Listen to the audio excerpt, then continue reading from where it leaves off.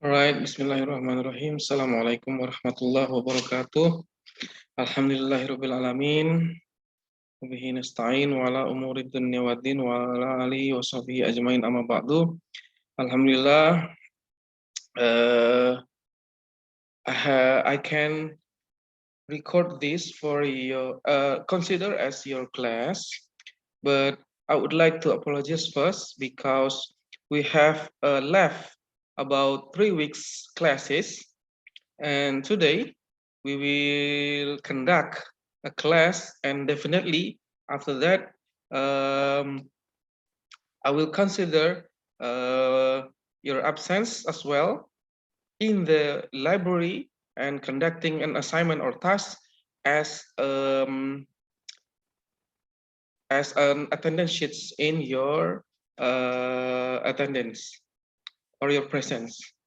All right, I would like to share what will okay.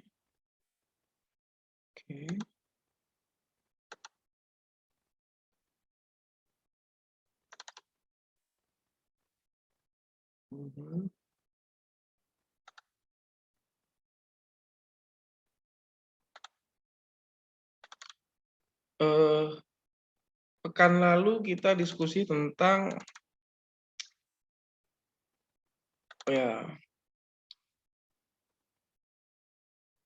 perekonomian pada masa Khulafaur Rasyidin. Benar ya? Terakhir kita berhenti di part of policy of economic of Umar ibn Khattab.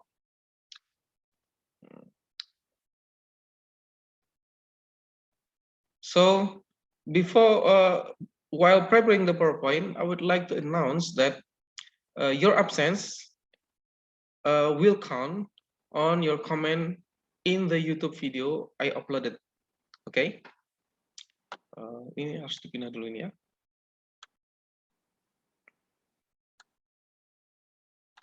Oke, ini udah kita skip aja ya. Ini kita skip. Kemarin kita sampai di Umar bin Khattab. Oke, last time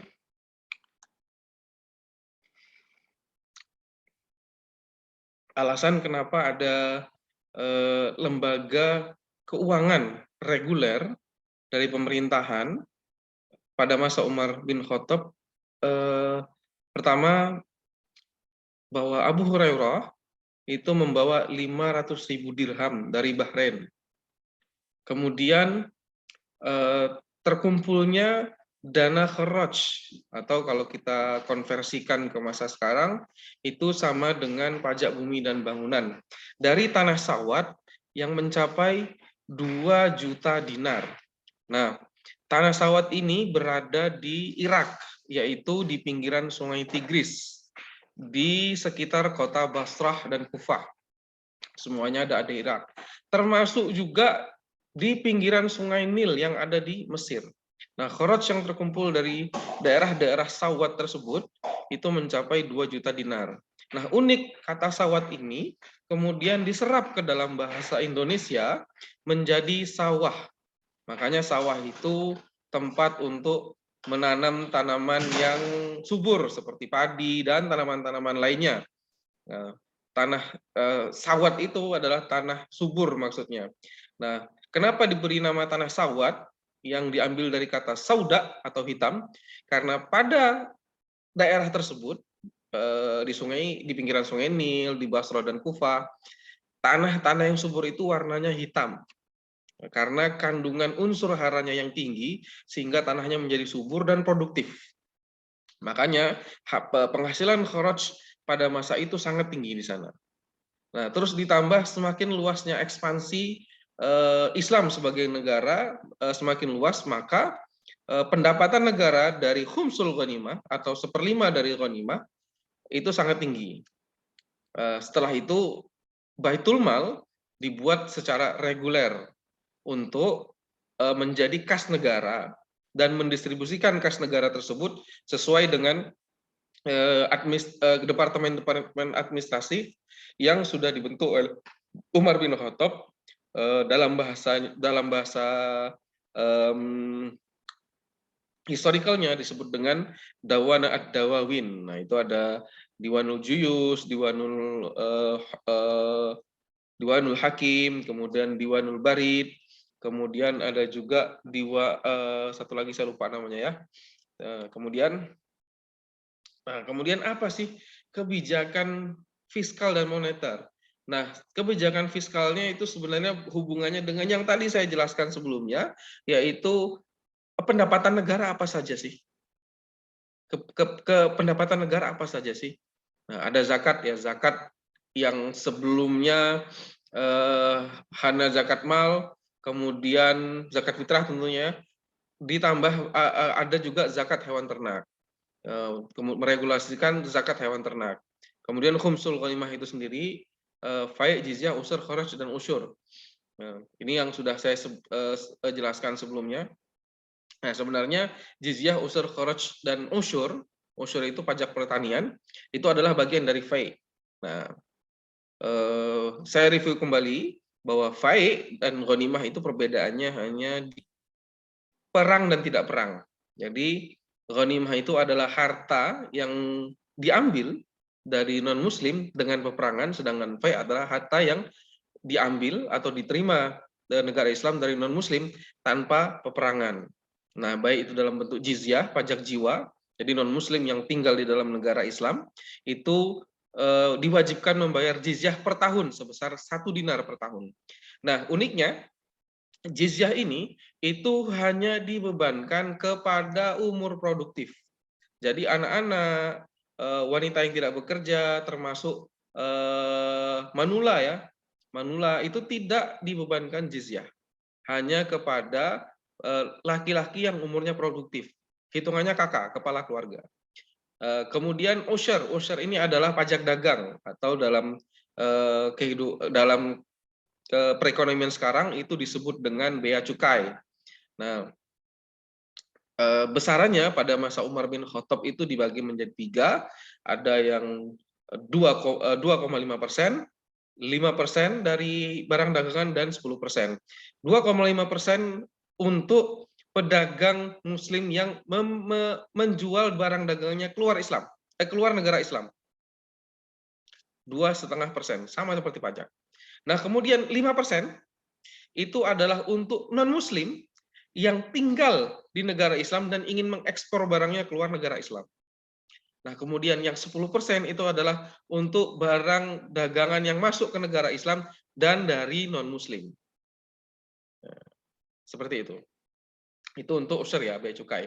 Kemudian ada kharaj, pajak PBB ya, tanah, tapi pada masanya kharaj itu hanya dibebankan kepada tanah-tanah subur saja atau tanah-tanah pertanian, lahan-lahan pertanian saja. Jadi besarannya itu didetailkan oleh Abu Yusuf. Nah, nanti saya ingin teman-teman ada yang membahas detail tentang bagaimana kharaj dijelaskan oleh Abu Yusuf, bagaimana bagiannya, kemudian seperti apa yang betul, itu dipaparkan oleh Abu Yusuf di kitabnya Al-Kharaj. Nah, kemudian ada usyur atau pajak pertanian. Nah, pertanian yang dimaksud ini bukan seperti yang ada di Kharaj, tapi dia adalah pertanian yang sifatnya seperti kebun. Nah, secara detail Abdul Karim MA itu menyebutkan usyur ini sebenarnya adalah pajak dari madu yang diambil di gunung atau hutan. Nah, karena madu saat itu yang murni ya, yang diambil dari gunung dan hutan itu harganya sangat mahal, sehingga ada pajak usyur namanya. Nah, kemudian kebijakan fiskal penting yang dilakukan oleh Umar bin Khattab adalah menerapkan kebijakan tentang tanah sawat. Nah, nanti saya jelaskan setelah ini. Kemudian pada kebijakan moneter, Umar bin Khattab itu meregulasi, meregularisasi Baitul Mal. Artinya Baitul Mal dibuat secara sistemik atau administratif, yang sebelumnya pada pertemuannya sudah pernah saya jelaskan bahwa Baitul Mal itu langsung dibagi habis seperti zakat. Jadi begitu ada harta terkumpul di Baitul Mal, baik itu zakat atau ghanimah atau fai itu langsung didistribusikan baik dari zaman Rasul hingga zaman Abu Bakar. Nah, pada masa Umar karena banyaknya pendapatan, maka perlu dibuat Baitul Mal yang reguler sehingga negara punya kas untuk membiayai administrasi negara. Nah, kemudian Umar bin Khattab juga menetapkan mata uang Islam yang reguler. Artinya pada masa Umar bin Khattab sudah ada pencetakan uang yang reguler yang dimiliki oleh negara Islam. Nah, sebelum itu belum ada, hanya impor dari luar semuanya. Walaupun ada bentuknya khusus ya, tapi masih impor. Nah, sedangkan pada masa Umar bin Khattab mata uang Islam dicetak reguler dan oleh negara Islam sendiri. Nah, kemudian kebijakan moneternya itu mengklasifikasi pendapatan negara dari kebijakan fiskal tadi, termasuk pengeluarannya juga, alokasi pengeluaran negaranya juga. Nah, itu yang saya jelaskan sebelumnya di Dawanud Dawawil. Jadi pengeluaran negara itu sesuai dengan 4 diwan atau 4 departemen secara administratif untuk pendapatan ini dikeluarkan kemana sih seharusnya? Apakah ke Departemen Kehakiman untuk beasiswa masyarakat, kemudian subsidi, kemudian juga bukan pengembangan, kemudian juga untuk membiayai peralatan perang, mensuplai kekuatan perang, baik itu makanan maupun senjatanya, dan seterusnya, dan seterusnya. Nah, inilah dua kebijakan penting pada masa Umar bin Khattab. Nah, saking kuatnya Umar bin Khattab, dia disebut oleh orientalis sebagai the Saint Paul of Islam. Jadi dia itu sebagai orang sucinya Islam. Nah, saking uniknya Umar bin Khattab ini punya wibawa yang sangat besar sekali. Jangankan manusia, setan saja takut lari terbelit-belit dia. Melihat Umar bin Khattab, setan saja takut, jin aja takut. Saking besarnya wibawanya, dan itu bukan sekedar legend ya, bukan sekedar apa istilahnya ya, cerita yang dibuat-buat, bukan, tapi itu ada sejarahnya dan itu betul adanya. Nah, selanjutnya mana nih? Nah, ini adalah alokasi pengeluaran negara yang diklasifikasikan tadi. Ada dana pensiun, kemudian gaji untuk tentara yang saya jelaskan, kemudian gaji pegawai negara dan kehakiman, dan pada masa ini juga dari 4 diwan itu dibuat polisi malam yang menjaga keamanan internal, bukan seperti tentara. Nah, kemudian ada juga gaji untuk para guru, juru dakwah, muazin, imam masjid, dan beasiswa untuk anak-anak yang belajar agama. Nah, unik ya. Pada masa itu, pemerintah itu betul-betul mengutamakan tafakuh fiddin. Sehingga beasiswa untuk orang yang belajar agama itu sangat diutamakan sekali. Masuk dalam alokasi pengeluaran negara. Nah, kemudian tidak seperti sekarang ya. Walaupun di Undang-Undang Dasar Negara Republik Indonesia itu 20% APBN wajib untuk dana pendidikan. Sayangnya 20% ini masih harus dibagi-bagi. Sehingga kadang-kadang ada dana pendidikan yang tidak tepat. Termasuk untuk kesejahteraan para guru dan dosen. Nah, kemudian terlepas dari itu kita lanjut ke sini, yaitu alokasi pengeluaran negara, ada gaji polisi malam, jaminan sosial untuk masyarakat. Nah, jaminan sosial untuk masyarakat ini dinikmati bukan hanya bagi masyarakat muslim yang kekurangan atau yang membutuhkan. Tetapi jaminan sosial untuk masyarakat ini juga diberikan kepada Ibnu Sabil atau musafir yang sedang istirahat di negara Islam, singgah di negara Islam untuk melakukan perjalanan. Biasanya jaminan sosial ini diberikan kepada pedagang-pedagang yang datang dari luar negara Islam atau luar Madinah. Saat itu pusat pemerintahan adalah di Madinah. Datang ke sana berdagang, diambil pajaknya, tapi mereka dapat jaminan sosial. Dapat tempat tinggal gratis, kemudian minum gratis, bahkan dijamu oleh masyarakat muslim. Nah, karena kulturnya Islam itu adalah ihtiramud duyuf atau menghormati tamu. Nah, bahkan ihtiramud duyuf pada masa sekarang ini itu juga berlaku di beberapa negara-negara muslim. Jadi kalau kalian datang, contoh di Dubai ya, kalian datang ke Dubai, ke rumah orang, sebagai tamu, kalian akan diterima. Padahal mereka nggak kenal kalian.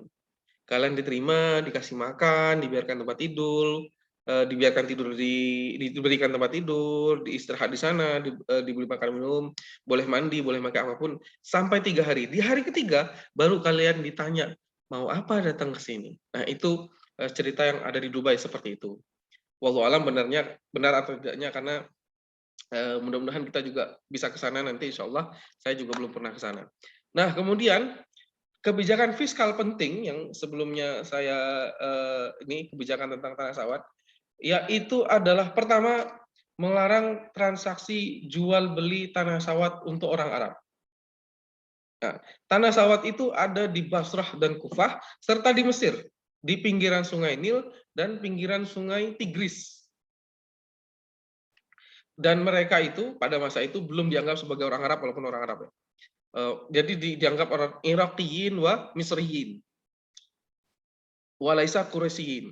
Bahasanya seperti itu. Nah, orang-orang Quraisy,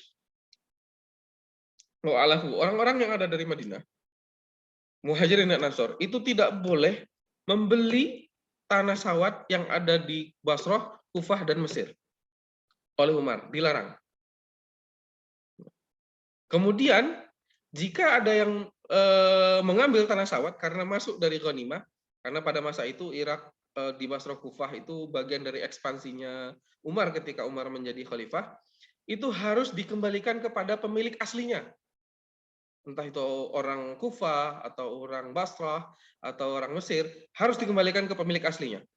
Tidak boleh dimiliki oleh tentara yang ikut perang di daerah-daerah tersebut. Karena tentara itu berhak mendapatkan ghanimah ya. Khumsul ghanimahnya, seperlimanya diserahkan kepada negaranya, sisanya diambil oleh atau dibagikan kepada tentara yang ikut berperang di daerah tersebut dan menang. Nah, oleh Umar tidak boleh, kembalikan kepada pemilik aslinya. Nah, kebijakan kedua dari tanah sawat yaitu menetapkan besaran kharaj sebesar 2 dinar di Mesir dan 1 dirham di Basrah dan Kufah. Karena Sungai Nil ini sampai sekarang itu luasnya luasnya itu disebut sungai, tapi luasnya udah nggak kayak sungai, itu luas sekali. Sungai Musi yang ada di Palembang kalah luas, Sungai Kapuas yang ada di Kalimantan kalah luas. Ini luas sekali, bahkan saking luas dan dalamnya airnya itu sampai warna biru. Sampai seperti laut, padahal bukan laut, ini sungai. Makanya karena saking suburnya daerah di Mesir ini, dia diberikan besaran kharaj sampai 2 dinar. Sedangkan di tanah sawat, bukan karena tidak subur, tapi karena juga perekonomiannya tidak setinggi yang ada di Mesir, maka hanya dibebankan sebesar 1 dirham untuk setiap kepemilikan tanah sawat. Nah, kemudian jika ada tanah di daerah-daerah tersebut, Mesir, Basrah, Kufah, tidak berhasil dikelola oleh pemiliknya, maka tanah tersebut diambil alih oleh negara untuk dikelola dan diproduktifkan. Nah, ini yang dilakukan oleh Umar, sehingga pendapatan kharaj itu mencapai 2 juta dinar. Nah, alasannya kenapa kebijakan tersebut dilakukan oleh Umar bin Khattab? Yang pertama, kalau orang yang ada di Madinah, orang Arab menyebutnya gitu ya, itu mengambil tanah yang ada di Basrah, Kufah, dan Mesir, maka mutu tentara akan menurun. Orang-orang akhirnya lebih fokus untuk memproduktifkan tanah yang dimiliki. Padahal orang-orang yang ada di Madinah itu tidak ahli dalam mengelola pertanian. Di hadis Rasul ada. Di hadis Rasul ada, kira-kira matanya seperti ini. Banyak masyarakat bertanya kepada Rasul bahwa kurma itu tidak bisa berbuah Kemudian Rasul memerintahkan mereka untuk menebang semua pohon kurma dengan harapan pohon kurma tersebut tumbuh kembali dan menghasilkan buah yang lebih bagus. Ternyata tidak demikian. Pada masa Rasul kurmanya nggak tumbuh, malah mati semuanya, tidak menghasilkan apa-apa setelah ditebang. Kemudian masyarakat tersebut bertanya kembali kepada Rasul, Rasul bagaimana kurmanya tidak mau tumbuh lagi? Lalu Rasul bersabda, fas'alu ahla dzikri in kuntum la ta'lamun. Nah, artinya Rasul juga bari'ah minadzimah karena Rasul tidak tahu detail tentang bagaimana pertanian. Sama halnya dengan masyarakat Muslim yang ada di Madinah saat itu, karena rata-rata adalah kaum Quraisy ya, yang sudah Muslim, yang sebelumnya dari Mekah hijrah ke Madinah yaitu muhajirin, termasuk orang-orang Ansor yang ada di Madinah. Nah, mereka itu tidak pintar mengelola lahan pertanian, tapi pintar berdagang. Maka kalau mereka mengelola lahan pertanian, mutu tentara menurun karena mereka fokus saja untuk ngurusi pertanian padahal tidak pintar, akhirnya tidak berlatih perang. Sehingga ketika itu juga berdampak kepada produksi negara dari kharaj, baik itu di Mesir ataupun di Tanah Sawat, di Basra dan Kufah. Sehingga negara rugi hingga 80% menurut Profesor Abdul Karim. Yang lebih buruk dari itu adalah penduduk asli yang tanahnya diambil di Sawat dan di Mesir itu kehilangan mata pencarian, sehingga ada kemungkinan mereka untuk memberontak kepada khalifah. Nah, itu yang tidak diinginkan oleh Umar bin Khattab. Maka kebijakan tanah sawat pada masa itu dilarang transaksi jual beli tanah sawat untuk orang Arab. Kecuali dan jika pemilik aslinya tidak berhasil mengelola, maka pengelolaan diambil alih oleh pemerintah. Nah, pemerintah akan melelang tanah sawah tersebut kepada pribumi, orang-orang asli yang ada di Basrah, Kufah, dan Mesir untuk mengelola. Jika pemilik asli tanah tersebut, yang orang di situ juga, itu gagal untuk mengelola tanah tersebut. Nah, selanjutnya itu yang sudah dilakukan Umar. Nah, kemudian kita lanjut ke Utsman bin Affan. Nah, pada masa Utsman bin Affan ini sebenarnya tidak jauh berbeda dari kebijakan fiskal dan moneternya karena meneruskan apa yang sudah Umar lakukan. Nah, yang dilakukan oleh Utsman bin Affan untuk pendapatan negara itu adalah melakukan ekspansi hingga ke Siprus, Armenia, Tunisia, Rhodes, dan Transaksonia. Nah, itu pendapatan negara diambil dari khumsul ghanimah. Nah, kemudian sebagai bentuk dari expenditure atau pengeluaran negara, Utsman bin Affan membuat dua lembaga baru, yaitu armada laut. Jadi armada laut perdana dari negara Islam pada masa itu dibangun pertama kali oleh Utsman bin Affan. Nah, kemudian Utsman bin Affan juga mendiri lembaga kepolisian secara permanen. Nah, pada masa Umar, kepolisian belum permanen, hanya polisi malam saja. Tapi pada masa Utsman bin Affan, lembaga kepolisian dibuat permanen. Jadi ada yang menjaga negeri atau negara dari dalam untuk keamanan dalam negeri sendiri. Jika ada tindakan kriminal di dalam negeri, itu tidak lagi diurusi oleh tentara, tapi diurusi oleh kepolisian pada masa Utsman bin Affan. Nah, uniknya Utsman bin Affan ini adalah khalifah yang menjabat paling lama dari khalifah-khalifah yang lain. Teman-teman boleh cek ya, silakan buka ulang Khulasah Nurul Yakinnya atau Sirah Nabawiyahnya. Utsman bin Affan itu menjabat sampai 12 tahun. Utsman bin Affan menjabat sebagai khalifah sampai 12 tahun. Nah, ini perbedaan antara khalifah dengan sistem demokrasi saat ini. Sistem demokrasi itu di setiap negara punya ciri khas masing-masing, tapi mostly itu 5 tahun akan diganti pemimpin. Nah, khalifah itu tidak seperti itu. Khalifah akan menjabat sebagai pemimpin dua syaratnya. Dia akan berhenti menjadi pemimpin kalau dia mengundurkan diri karena tidak sanggup atau dia wafat.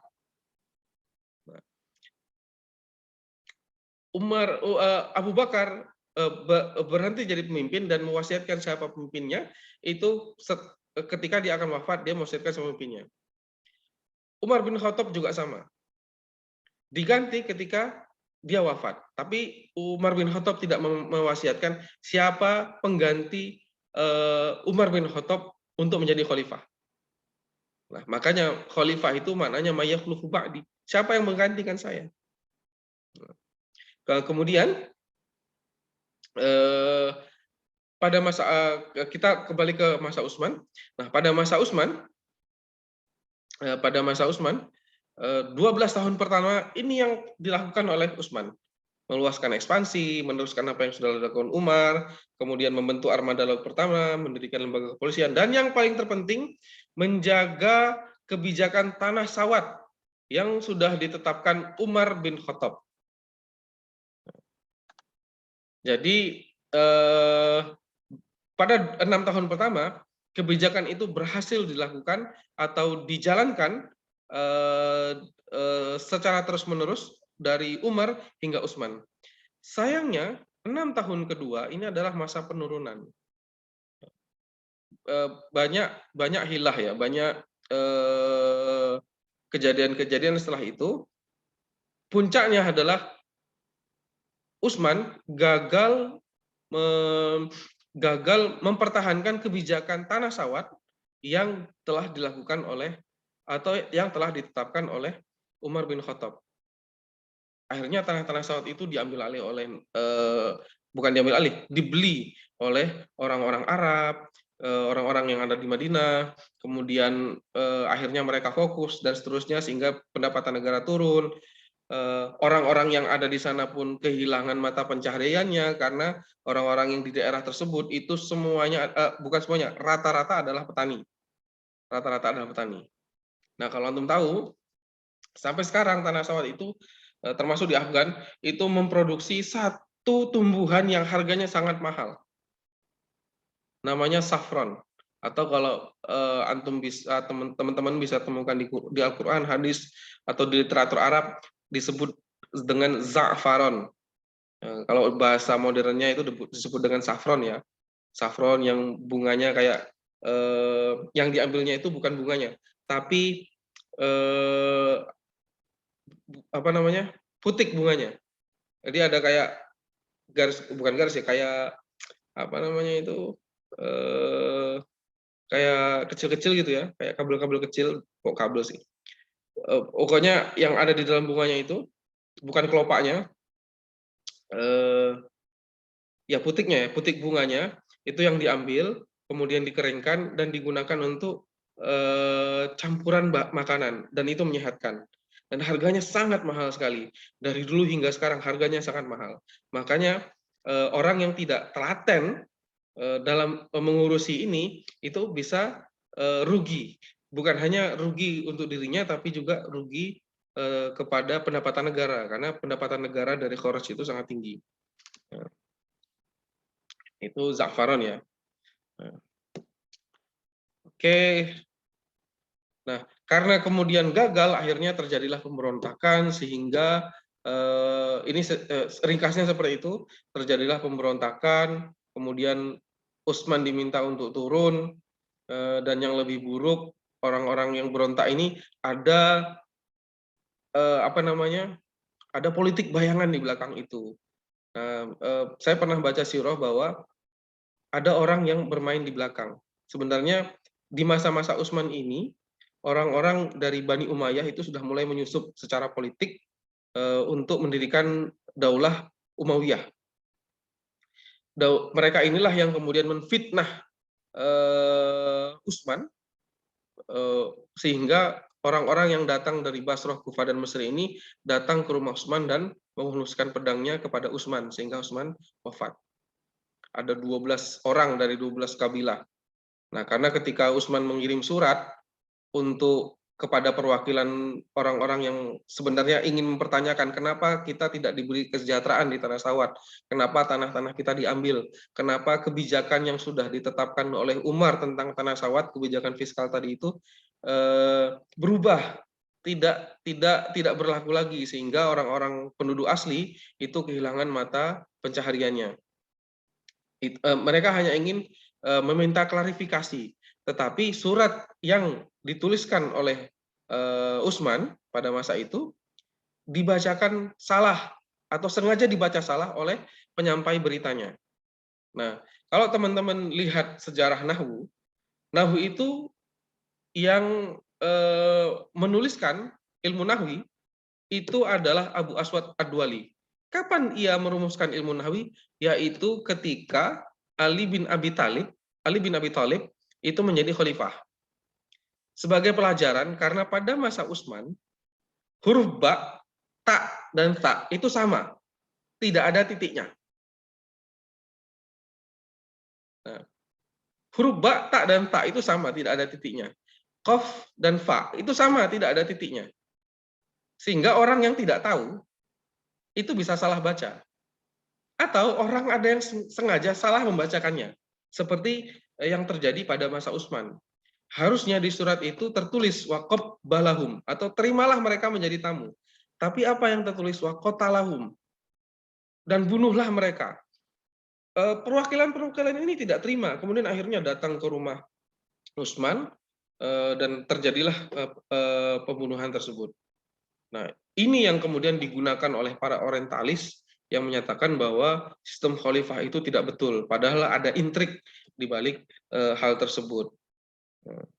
Selanjutnya adalah kekhalifahan setelah Utsman wafat, kekhalifahan Ali bin Abi Thalib. Sayangnya ketika masa Ali bin Abi Thalib ini terlalu banyak pemberontakan, sehingga tidak begitu banyak ekspansi, kemudian tidak begitu banyak perubahan dari sistem negara.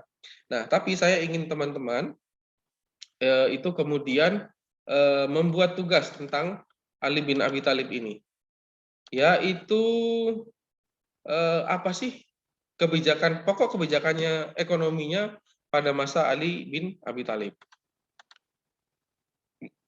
Nah, oke, ini untuk materi ini saya cukupkan dulu. Kemudian saya akan memberikan pengumuman. Saya akan memberikan pengumuman bahwa pekan yang kita tidak masuk itu yaitu ketika ada seminar, ya, seminar tentang ekspor impor. Itu saya akan anggap sebagai kehadiran, jadi teman-teman hadir semuanya. Bonus ya, bonus. Nah, kemudian pekan selanjutnya saya ada tamu, dan pekan ini tanggal 28 ya, hari Senin tanggal 28, qadarullah ada khutbatul arsy di Unida, dan teman-teman juga sedang persiapan khutbatul arsy di Kampus Putri. Jadi ini otomatis dianggap sebagai kehadiran. Nah, kemudian pekan selanjutnya itu saya harus izin karena saya harus takziah. Jadi kita ganti dengan mengerjakan tugas. Nah, apa tugasnya? Nah, ini saya nanti ini akan saya share, ya. Tugas ini akan saya share ke teman-teman. Silakan nanti mau ini ya gimana ya? Sebentar, saya share aja. Nanti teman-teman boleh rekam, kemudian boleh screenshot ya. Basic aja. Oke. Nah, ini tugasnya. Yang ini saya tandai sudah ya. Ini sudah dikerjakan. Jadi kemarin teman-teman sudah kerjakan, tapi semuanya, bukan rata-rata lagi, tapi semuanya belum sesuai harapan yang saya inginkan. Maka saya berikan tugas lain nanti di nomor 3 dan 4. Nah, ini untuk short essay. Short essay artinya setiap sebagaimana kesepakatan kita, insya Allah nggak ada tugas kelompok, nanti semuanya ada tugas individual. Nah, yang ini tugasnya ini sama semua, tapi saya harapkan hasil atau isinya berbeda. Nah, untuk paper itu nanti ini ada di sini semua. Oke, yang tugas untuk yang harus kalian kerjakan Yang pertama itu adalah membuat apa sih kebijakan ekonomi pada masa Ali bin Abi Thalib. Itu yang pertama. Kemudian esai yang lainnya adalah membuat biografi ekonom muslim dan karyanya. Ya, ini tugas 3 dan 4 ya. Nah, ini saya bagi di sini nomor 1, 2, 1 sampai 13 sesuai urutan absen yang ada di siakat. Silakan ini saya buka sedikit. Nah, nih nama-namanya ya. Alfian Nisa itu biografi Umar bin Abdul Aziz dan karyanya.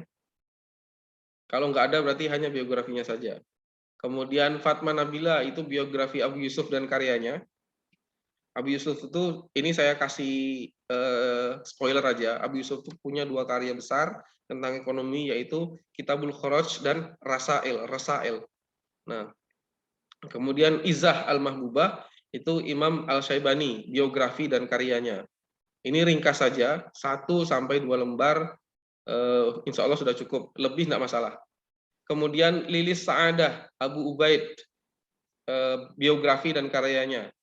Kemudian Lutfiah Iwanita, Yahya bin Umar, biografi dan karyanya. Nabila Alia Kirana, Imam Al-Marwardi, biografi dan karyanya. Nurilla Indah Arianti, Imam Al-Ghazali. Biografi ini berarti harus memaparkan juga siapa nama aslinya Imam Al-Ghazali. Imam Al-Mawardi ini siapa nama aslinya. Jadi harus nama lengkapnya ya. Teman-teman bisa cek di berbagai literatur bagaimana membuat biografi yang ringkas. Kemudian Ibnu Taimiyah juga ditulis, berarti dikerjakan oleh Sayyidah Ruqayyah. Kemudian Siti Munawwaroh itu biografi Ibnu Khaldun dan karyanya. Syafa'atun Nur Ainayah, biografi Nizam Al-Mulk dan karyanya. Syifa Fauziah, Imam Al-Shatibi dan karyanya. Yuliyati Nur Aini, Imam Al-Makrizi dan karyanya. Terakhir Zakiyatul Husna, Bakir Al-Sodar dan karyanya. Sebenarnya ini masih banyak tokoh lain, tapi karena kita hanya ber-13 ya, jadi cukup ini saja. Ini untuk tadi ya, esai singkat saja. Nah, kemudian untuk paper. Nah, untuk paper dan summary ini sama. Sama apanya? Sama judulnya. Nah, jadi untuk paper ini karena tadi sudah ada biografinya, jadi sesuai urut absen ya, 1 sampai 13 yang tadi sudah saya sebutkan. Yang pertama itu membahas pokok pikiran ekonomi Abu Yusuf. Jadi tidak perlu biografinya lagi. Jadi pikirannya Abu Yusuf itu apa? Tentang pajak, tentang pasar, dan seterusnya. Imam Syaibani itu apa? Abu Ubaid sama tentang pajak juga. Itu pokok pikirannya apa saja. Imam Al-Mawardi tentang ekonomika makro negara ya, negara, pasar dan seterusnya. Al-Ghazali dan Ibnu Taimiyah saya bagi jadi 2. Yang pertama itu hanya berbicara tentang uang, jadi harus detail. Kemudian yang kedua itu berbicara tentang pasar, mekanisme pasar secara umum, dan itu nanti ada hubungannya dengan supply dan demand. Kemudian etika bisnis. Nah, kemudian Ibnu Taimiyah yang pertama itu berbicara tentang harga, mekanisme pasar, kemudian wilayatul hisbah, karena ini jadi satu tema sebenarnya. Nah, kemudian yang kedua itu berbicara tentang kebijakan moneter dan fiskal menurut Ibnu Taimiyah. Moneter berarti ada tentang uang, fiskal berarti ada tentang pajak. Nah, kemudian Ibnu Khaldun, pokok pikiran ekonominya saja. Kemudian Nizam Al-Mulk, kemudian Imam Syatibi, Imam Al-Makrizi, dan Bakir As-Sadar. Nah, jadi ini harus panjang ya. Berapa minimal pembahasan halamannya? Ini pokoknya harus detail, termasuk referensi. Referensinya harus ada yang berbahasa Arab, kalau bisa referensi asli. Misalkan Abu Yusuf dari Kitabul Kharaj dan Rasail, Abu Ubaid dari Kitabul Amwal, Al-Ghazali dengan bukunya Ihya Ulumuddin, Ibnu Taimiyah, Majmu'ul Fatawa, dan seterusnya dan seterusnya. Jadi kalau harus ada rujukan aslinya. Nah, karena untuk tugas summary nanti saya jelaskan kalau tugas ini sudah selesai. Nanti kita ketemu lagi. Nah, karena tugas ini panjang, jadi silakan teman-teman kerjakan dari sekarang. Kapan dikumpulkan? Tugas paper ini nanti nilainya sama dengan UAS. Jadi teman-teman nggak ada UAS. UAS-nya ini. UAS-nya ini. Nah, jadi kalau sudah jadi, boleh serahkan ke saya untuk direview, sudah betul atau belum. Nanti kalau saya bilang belum, perbaiki, berarti harus perbaikan. Itu untuk summary nanti nilainya adalah nilai UTS jadinya. Nah, ini saya buat di sini. Sementara seperti itu yang bisa saya sampaikan. Kemudian untuk absen pada pertemuan ini bagaimana? Silahkan komen di YouTube. Video ini saya upload di YouTube, kemudian kalian silahkan komen dalam bentuk pertanyaan. Yang saya respon berarti saya anggap hadir. Nah, kalau kalian tidak tanya berarti kalian tidak hadir. Harus tanya di kolom komentar di video YouTube. Terima kasih. Wassalamualaikum warahmatullahi wabarakatuh.